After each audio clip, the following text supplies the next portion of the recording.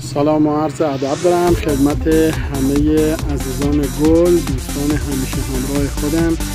اینم از چیدمان و تمیزی انبار نوشیدنی توسط جناب آقای علیزاده گل.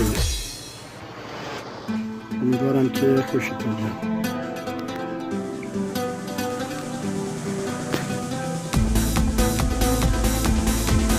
ارادتمند همه دوستان گل هستم.